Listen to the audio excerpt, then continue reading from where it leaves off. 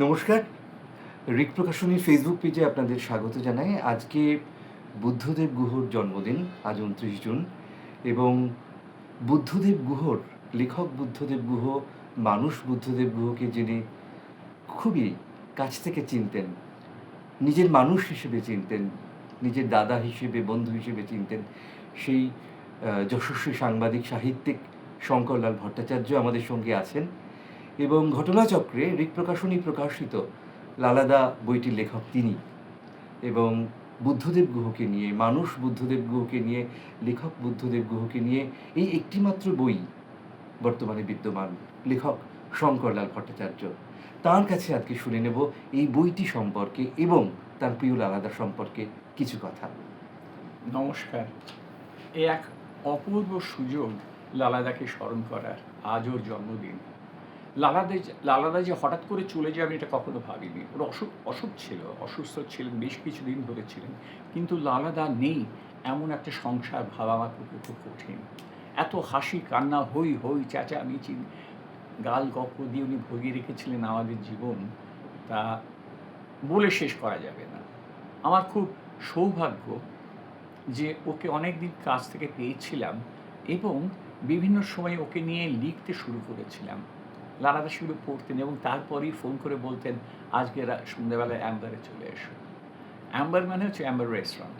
ওখানে বসে আবার গল্প হতো, আরও নতুন নতুন সব গল্প তৈরি হতো। লালাদার স্মৃতিশক্তি খুব ভালো ছিল, আর লালাদা বলতেনও খুব সুন্দর একটা আর্ট পোয়ের স্টাইলে, এত মজা করে বলতেন। আর ওনার কাছে একটা মস্ত বড় আকর্ষণ ছিল ওর বন জঙ্গলের জীবন। তো এটা আমার মাথায় ছিল যখন আমি ওকে বলি বনজ্যোৎস্নায় সবুজ অন্ধকারে লেখার জন্য।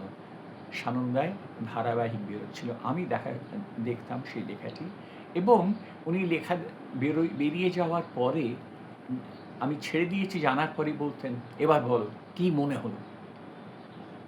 ওনার নিজের লেখা সম্পর্কেও কৌতূহল ছিল, মানুষ কীভাবে ওকে দেখে। আমার একটু বলতে খারাপ লাগছে, কিন্তু কথাটা সত্যি যে ওনার মতন লেখকের যতখানি সম্মান এবং পুরস্কার এবং এবং সমাদর পাওয়ার কথা ছিল, সে ততটা উনি পাননি। এবং খুব মন খারাপও ছিল সে কারণে, মাঝে মাঝে বলতেনও। কিন্তু সব মন খারাপ ওরা চলে যেত যখন উনি গান ধরতেন। কি সুন্দর অপরূপ গলা ছিল, একটা মিষ্টি এবং গম্ভীর। আর উনি লৌকিক গান খুব ভালো গাইতেন। লৌকিক মানে আমি একেবারে পুরোপুরি লৌকিক বলবো না, আমাদের আমাদের বাঙালির যেসব আগেকার গান ছিল প্রাক রাবীন্দ্রিক যুগের, সেই গানগুলো, তোমার তুলনা তুমি প্রাণ, কি সুন্দর গাইতেন। আহা, নিধুবাবুর টপা ওর ফেভারিট ছিল। তারপরে গোপালুরের গান উনি গাইতেন। এরকম অনেকেরই গান ওনার গলায় ধরা থাকতো এবং উনি গাইতেন। এছাড়া উনি রবীন্দ্রসঙ্গীত গাইতেন। ও ঋতু গুহ, আপনারা সবাই জানেন, বিখ্যাত সঙ্গীত শিল্পী ঋতু গুহ। তো ঋতুদি চলে যাওয়ার পরে ওনার জীবনটা আধখানা হয়ে যায়। আমাকে বলতেন যে, দেখো একটা কি সমস্যা হয়েছে আমার জানো তো, এখন লেখা ছাড়া আমার কোনো কোম্পানি নেই। ঋতু থাকলে কি হতো, ঝগড়া হোক, বকাবকি হোক, এই হোক সেই হোক, যাই হোক, স্বামী স্ত্রী মিলে সময়টা কাটতো খুব সুন্দর। এখন কি করবো বলো, মেয়েরা ছোটো ছোটো মেয়ে, সব তাদের সঙ্গে তার জড়িয়ারি করা যায় না, গল্পগুজব যেটুকু হয় করা যায়, কিন্তু বাকি সময়টা আমাকে লেখায় দিতে হয় এবং সারাক্ষণ লেখা নিয়ে ব্যস্ত থাকতে। দিনের বেলায় গিয়ে দেখেছি ঘরের মধ্যে একটা ঘরে বসে এক টেরে হয়ে লিখে যাচ্ছে, বেরিয়ে এসে আরে আরে আরে তোমরা এসছো এসো এসো, বসো বসো বসো। আমার খুব সৌভাগ্য যে আমারকে যিনি এখন আপনাদের সামনে পরিচয় করালেন, বলো তোমার নামটা করে বলো। হ্যাঁ, শুভঙ্কর ভট্টাচার্য। মৌমিতা হচ্ছে প্রকাশক, মৌমিতা ভট্টাচার্য। শুভঙ্করের স্ত্রী মৌমিতা ভট্টাচার্য, সেই একবার উদ্যোগ নিল যে লালাদা সম্পর্কে আপনার লেখাগুলো আমরা বার করব, এবং সে সময় অনেক আরও লেখা হলো, এবং সব মিলিয়ে এই লালাদা এই বইটি প্রকাশ পেল। ঋক প্রকাশনী ওদের প্রকাশনী, এবং খুব নামকরা প্রকাশনী, এবং ওদের বই অনেক দূর পর্যন্ত পৌঁছয়, এটা আমার খবর আছে। অনেক দূর দূরান্ত থেকে আমাকে বলেছে যে তারা বই পেয়েছে, পড়ছে ইত্যাদি। আর আলো আধারীর বুদ্ধদেব গুহ নামকরণটা এই কারণে যে আলো তো ছিলই, উনি আলোকিত মানুষ, আর আধারী মানে তার ভিতরে সুখ দুঃখ সঙ্গে দুঃখের একটা অংশ ছিল বড় রকম। সেই অংশগুলো নিয়েও আমি দু চার কথা লিখেছি, তাই আলো আধারীর কথা বলেছি। কিন্তু নামটা রেখেছি লালাদা, এটাই ওনার ডাক নাম ছিল, এবং এটাতে উনি এত বিখ্যাত হয়ে গিয়েছিলেন একটা সময়ে যে বুদ্ধদেব গুহ বলার থেকে অনেকে তাকে লালাবাবু বলতেন। আর আমার কাছে বা আমার সমবয়সী যারা ছিল বন্ধু বান্ধব, তাদের কাছে ছিলেন লালাদা। লালাদার সঙ্গে আর একটা জিনিস আমার খুব মনে মিল হতো, সেটা হচ্ছে লালাদা খুব পড়াশোনা করতেন, খুব পড়তেন। অনেকে জানে না, সাহিত্যিকরা সাধারণত সাহিত্যিকদের দুর্নাম আছে যে তারা অন্যের লেখা বিশেষ একটা পড়ে না, আর এমনিতেও সাধারণ লেখা খুব একটা পড়ে না, যা আগেকার দিনে পড়েছে শুধু লিখতেই ব্যস্ত, আর নিজের লেখা পড়ে। কিন্তু লালাদা সেটা ছিলেন। লালাদা অনেকের লেখা পড়তেন এবং আমাকে বলতে, আচ্ছা শোনো, এবারে ওই যে লেখাটা বেরিয়েছে অমুকের লেখা তুমি পড়েছো? হ্যাঁ। বলে যে কীরকম বলতো, নিয়ে আলোচনা শুরু হয়ে গেল। লালাদার মেন্টালিটিটা এইরকম ছিল যে, এবং কাউকে অহেতুক নিন্দে করতেন তা কিন্তু না, উনি ভালোবেসে কথা বলতেন, ভালো লাগার কথা বলতেন, ভালো মন্দের কথা বলতেন, আর খাওয়া দাওয়ার গল্প খুব করতেন।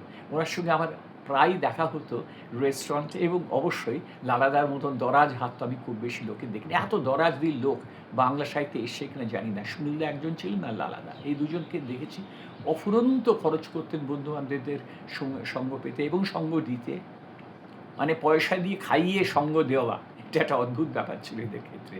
তো নিয়ে গিয়ে এসে হয় অ্যাম্বারে বসাচ্ছেন বা পার্ক স্ট্রিটে কোনো জায়গায় মুখাম্বুতে বসাচ্ছে বসে, আর মুখাম্বু একবার গিয়েছি, আমার গিন্নি ছিল সঙ্গে, লালাদা নিয়ে গেল, চলো আজকে লাঞ্চ করবো ওখানে।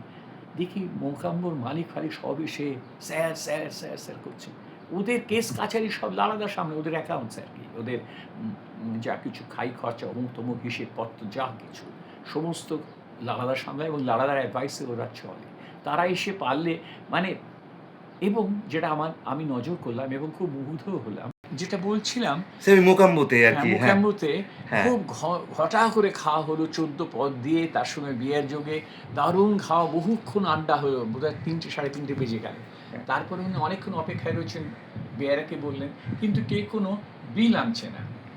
মালিক বলে দিয়েছে বিল দেওয়া হবে না ওনাকে, কেউ দিচ্ছে না। তখন উনি, এটা অদ্ভুত, এটা আমি জানাতে চাই মানুষকে কীরকম মানুষ ছিলেন লালাদা।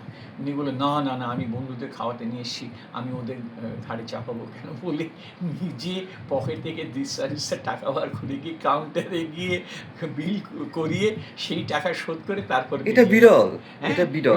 এবং সে ভদ্রলোক মালিক যে আর কি, সে তখন পেছন পেছন, আরে স্যার আপনি কেন দিলেন স্যার, আজকে তো আপনাকে আমরা ট্রিট দিলাম একটা। বলো, না না, যখন ট্রিট দেবে আমাকে দেবে, আমি বন্ধুদের নিয়ে এসে ট্রিট দিতে, তোমরা কেন দেবো? হান করে বেরিয়ে গেলেন। আচ্ছা, আর একটা জিনিস বলবো, সেটা না বললেই নয়, লালাদা খুব কষ্ট পেতেন নানান কারণে, খুব দুঃখ পেতেন, এবং সে সময় তার একমাত্র কি বলবো সাহায্য ছিল রবীন্দ্রসঙ্গীত। যেমন তোমারই তুলনা তুমি প্রাণ, এটা গিয়ে খুব আনন্দ পেতেন, ঠিক সেরকমই। কিছুই তো হলো না, এত ভালো গাইতেন, কিছুই তো হলো না। আমি শুনি আর ভাবি, এখনও ভাবি যে কি অপূর্ব গাইতেন উনি, মন দিয়ে প্রাণ দিয়ে। তো একবার আমি ওনাকে বললাম, এরপর একটা সন্ধ্যেবেলায় আমাদের এক বন্ধুর বাড়িতে ময়ূর বসু, মনোজ বসুর ছেলে, আমার ক্লাসমেট ছিল নরেন্দ্রপুরে, ওর বাড়িতে নেমন্তন্ন হয়েছে।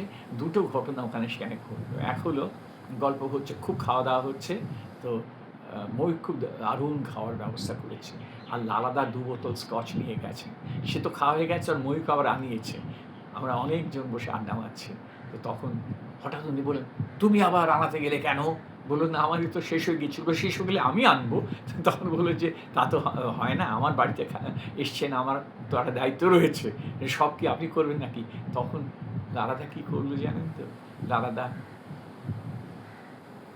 হাতের ঘড়িটা খুলে বললেন, তাহলে এইটা তুমি রাখো, দামি ঘড়ি, ওমেগা ঘড়ি, দিয়ে বললেন, এই ঘড়িটা তুমি রাখো, এইটা তোমার প্রাপ্য। তুমি আজকে আমাদের যে আনন্দ দিলে এই বাড়িতে, এইরকম সুন্দর একটা আড্ডা বসিয়ে এবং খাওয়া দাওয়ার ব্যবস্থা করে, এবং তার মধ্যে শেষে আবার একটা স্কচ আনিয়ে, তোমার এটা প্রাপ্য বলে একটা দামি নিজের হাতের ঘড়ি। সবাই রেড়ে করছে, কেন কেন কেন, কী করছেন কেন? না না না না করে দামি ঘড়িটা তার হাতে বেঁধে দিল। সেটা আমাকে ময়ূর পরে বলতো। সেও চলে গেছে আমার। মানে অভিজাত বাঙালি। হ্যাঁ, সেও আমাকে বলতো যে লালাদার এই ব্যাপারটা একটা আশ্চর্য, কি ব্যাপার। এরকমই আরেকটা সন্ধ্যের কথা বলে শেষ করব। লালাদাকে নিয়ে লালাদা আমাদের নিয়ে, আমরা কি নিয়ে, লালাদা আমাদেরকে নিয়ে খুব খাওয়া দাওয়া করবেন বলে কথা দিলেন। তার আগে আমাকে অফিসে দেখি একটা স্কচ পাঠিয়ে দিয়েছেন, 1 বোতল স্কচ। তো আমি যখন যাচ্ছি আমি সঙ্গে করে নিয়ে গেছি, লালাদার অফিসে গেছি। এটা তুমি আনলে কেন? এটা কী হবে? আমি তো কিনবো। বললো ঠিক আছে, ওখানে তো আমরা তো বাড়িতে বসে করছি, এত এত বোতল নিয়ে কী হবে? বলে সেই বোতলটা নিয়ে যাওয়া হলো। অবভিয়াসলি ময়ূকের বাড়িতে সেটা খাওয়া হলো। ময়ূকের স্ত্রীও ছিল, আমার গিন্নিও ছিল। তো সেটা তো খাওয়া হলো। খেয়ে তারপরে খাওয়া দাওয়া হওয়ার পরে লালাদা বললেন, জানো তো এইরকম সময় এত মনটা ভরে যায় আনন্দে যে আমার দুঃখের গান বেশি মনে আসে। আর sweetest songs are those that tell of saddest thought. বলে উনি গাইতেছিল, কিছুই তো হলো না, কিছুই তো হলো সেই সব, সেই হাহাকার রব, সেই সেই হাহাকার রব, সেই বেদনা, কিছু কিছু তো না, যাকে ভুলে যাচ্ছি। তো কিছুই তো হলো না, সেই সব, সেই হাহাকার রব, সেই অশ্রু বাড়ি ধারা। কি সুন্দর গাইলেন। আমার এখনো মনে হয় এই গানটা লালাদা সেদিন যেভাবে গেয়েছেন, এত ভালোবেসে খুব কম লোককে গাইতে শুনেছি। অনেকের গলায় শুনেছি, অনেকে খুব ভালো গেয়েছেন, অসাধারণ গেয়েছেন। আমি কণিকাদির গলায় শুনেছি, সুচিত্রাদির গলায় শুনেছি, আমার গিন্নির গলায় শুনেছি। খুব ভালো, সেটা তো ভালো। লালাদার ব্যাপারটা ছিল লালাদা গাইছেন আর কাঁদছেন, এই দৃশ্যটা আমার চোখে এবং মনে বাধা পড়ে রইল।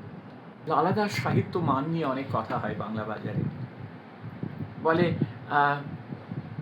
খুব সেন্টিমেন্টাল, ভাষাটা খুব সুন্দর কিন্তু গলগলে, গড়িয়ে গড়িয়ে যাচ্ছে ইত্যাদি ইত্যাদি বলে। কিন্তু অনেকে এটাও বোঝে না উনি ভেতর থেকে লিখতেন। ওনার ভাষার মধ্যে ওনার প্রাণ এবং মনটা যেন ছেয়ে আছে। এটা এত ভালো, এবং উনি এত বেশি ভালোবাসতেন বন জঙ্গল যে বনজ্যোৎস্নায় সবুজ অন্ধকারে আমি প্রুফ পড়তাম। প্রথমে তো পড়ে আমি ওটাকে প্রেসে পাঠাতাম, তারপরে আসার পরে 2 দফা আমি প্রুফ পড়ে তারপর সেটাকে পেজে বসাতাম। আমার মনে আছে প্রত্যেকবারই চমকে যেতাম মানুষটার বন জঙ্গলের উপরেই ভালোবাসায়। এই একটা অদ্ভুত জিনিস। সাহিত্য তো শুধু ভালো গদ্য দিয়ে কি ভালো একটা চেহারা দিয়ে একটা ভেতরের কথা দাঁড় করালাম তা তো নয়। তার বাইরেও রয়েছে অনেক জগৎ আছে, অনেক জীবন আছে, অনেক আনন্দ অশ্রু আছে, যেগুলোর কথা সাহিত্যে আনা দরকার। লালাদা এগুলো আনতে পারতেন।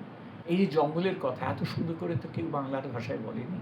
আচ্ছা, ওনার আর একটা গুণ ছিল, উনি পত্র লেখার স্টাইলে, মানে যাকে আমরা বলি এপিস্টোলারি স্টাইল, সেই পত্র লেখার স্টাইলে এত সুন্দর লিখতেন। আমি ওনাকে একবার বললাম যে আপনি যখন সবুজ অন্ধকারে হয়ে গেল যে কথা হচ্ছে, এবং এত হিট করেছিল লেখাটা, প্রচুর চিঠি আসতো এবং সবাই বুঝতে পারছিল যে লালাদার লেখাটার জন্য সানন্দার খুব কী উপকার হয়েছে। তখন আমরা ওকে আবার রিকোয়েস্ট করি আরেকটা নতুন লেখার জন্য। তখন উনি বললেন, কী লিখি বলো তো, এত লিখি সারাক্ষণ, কী লিখি? তাই আমি বললাম, আপনি যে চিঠি লেখেন, এত চিঠি লেখেন, আমার বাড়িতে গুচ্ছ চিঠি ছিল, প্রায় লিখতেন। তা সেই চিঠির স্টাইলটা, বললো আমি এটা লিখেছি জানো শঙ্কর, আমি লিখেছি, কিন্তু তুমি যখন বলছো আমি করব, কিন্তু এটা প্রেমের গল্প হবে, সমস্তটাই হবে কিন্তু চিঠির আদরে। এবং সেভাবে উনি লিখলেন। চান ঘরে গান। হ্যাঁ হ্যাঁ, চান ঘরে গান। চান ঘরে গান না, আরেকটা আচ্ছা। আছে ভারী সুন্দর, মনে আসবে, আচ্ছা। সান্নাতেই বেরিয়েছিল। চান ঘরে গানও উনি লিখেছিলেন আমাদের আচ্ছা। জন্য। কি অপূর্ব অপূর্ব। এবং চিঠির অঙ্গে যে কত নিবিড় কথা বলা যায় তার একটা চেহারা আছে। কারণ আমরা চিঠিতে অনেক কথা বলতে পারি যেটা সামনাসামনি বলতে পারি না, একদম। যার জন্য চিঠি লেখা হয়। একদম। একেবারে এখন এই যে সোশ্যাল মিডিয়া এসেছে, এটা তো চিঠি সর্বনাশ করে দিল। একদম সোশ্যাল মিডিয়াতে প্রাণ ভরে কি লেখা যায়? শুধু কথা হলো খবর দেওয়া যায়, রাগারাগি করা যায়, লোকে নিন্দে করা যায়, মন্দ করা যায়, এইসব হয়। কিন্তু ভেতরের কথা, নিবিড় কথাগুলো আস্তে আস্তে যখন ছড়িয়ে পড়ে, সেটা চিঠির বাক্যে আসে, চিঠির গদ্যে আসে। চিঠিরও একটা আলাদা গদ্য আছে, সেটা লালাদার দখলে ছিল এবং সেটা এত সুন্দর করে উনি ব্যবহার করলেন। চান ঘরে গানই বোধহয় এখন মনে হচ্ছে। হ্যাঁ। তাতে উনি লিখলেন এবং আরেকটা জিনিস উনি করলেন, যেটার জন্য ওনাকে মনে করা হতো উনি বোধহয় বাজার দেখে লেখেন, তা কিন্তু নয়।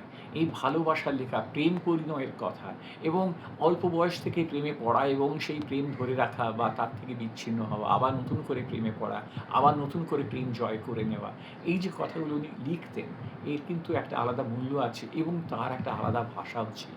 সেই ভাষাটাও একেবারে নিজস্ব।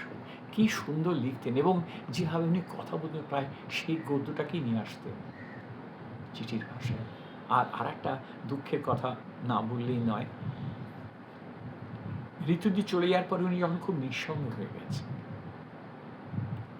তখন ওর সঙ্গে খুব বসতাম, কথা হতো, গল্প হতো, আড্ডা হতো, কিন্তু থেকে থেকেই ওনার চোখে একটু জল ফুটে উঠত অকারণে। কোনো কথা হচ্ছে তো অন্য জিনিস নিয়ে, অত লেখালেখি নিয়ে হচ্ছে বা বিশেষ কোনো ঘটনা নিয়ে যেটা কাগজে বেরিয়েছে বা কোথাও শোনা গেছে, কিন্তু চোখের কোণে হঠাৎ চোখটা মুছলেন। তো এরকম বেশ কয়েকদিন হওয়ার পরে আমি বললাম, আপনার চোখের কি কোনো অসুবিধা হচ্ছে? বলে, হ্যাঁ, চোখের আমার একটু প্লাস পাওয়ারটা বোধহয় একটু চেঞ্জ করেছে, যার জন্য কাছের জিনিস দেখতে অসুবিধা হয়। তারপরেই বললেন, আর কাছের জিনিস কি দেখবো, যাকে দেখতাম সেই তো চলে গেছে। অনেক ধন্যবাদ স্যার। একটু যদি আমরা বইটা দেখতে পাই। হ্যাঁ, হ্যাঁ, এই আরেকটু হচ্ছে উপর, আমার হ্যাঁ। এই হচ্ছে আমার বই। লালা। আমার এত ভালো লেগেছে, এই ঋক প্রকাশনী ওরা এত সুন্দর করে বার করেছে এবং এই স্বামী স্ত্রী জুটি যে কত সুন্দর কাজ করেছে, এ আমি বলেও বোঝাতে পারবো না। লালাদাকে তার জন্মদিনে এই স্মরণটুকু দিয়ে প্রণাম জানাচ্ছি।